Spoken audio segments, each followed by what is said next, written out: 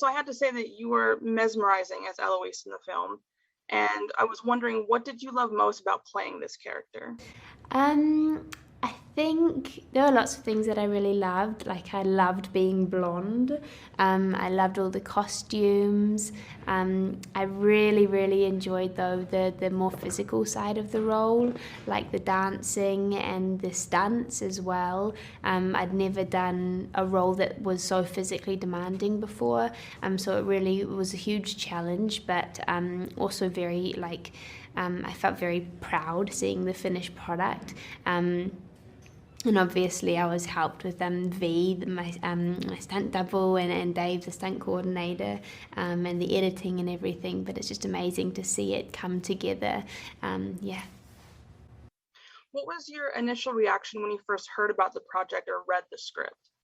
When I first read the script, so long ago, I read the script in I think the end of 2018, so it's hard to kind of like go back and remember my first reaction, but I think it was excitement at potentially. I auditioned for it. I went through that whole process and had a few conversations with Edgar, but just to even be able have a chance to work with Edgar, to be in consideration for it, was really exciting to me because he's a director that I really admired. I love his body of work, and I really was curious to see what it would be like working on an Edgar Wright set, because I imagined it would be very different to working from anything else, and I was right.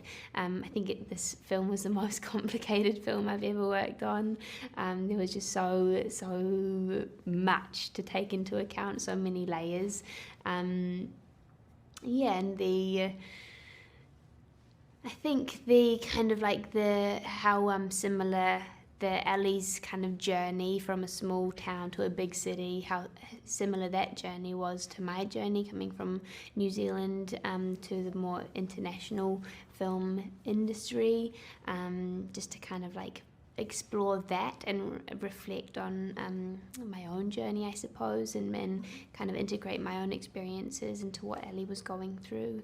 But again, it's such a complex script that there were so many things I was excited about kind of experiencing. And how do you think Eloise's dreams about the past and of Sandy specifically inspired her in her daily life? Like, what was it about Sandy that in that time period in the 60s that drew her in so much at first before it became this bigger, darker mystery? Yeah, I think Sandy and Ellie are two very different people. I think Ellie, you can tell from the film that she was going through some mental health struggles and had a tough past. She'd lost her mum, and so Sandy to her was such a magical figure. And someone she could aspire to be like, someone who could walk into a room filled with confidence and filled with kind of, I don't know, the belief that they are worthy and the belief that they have talent.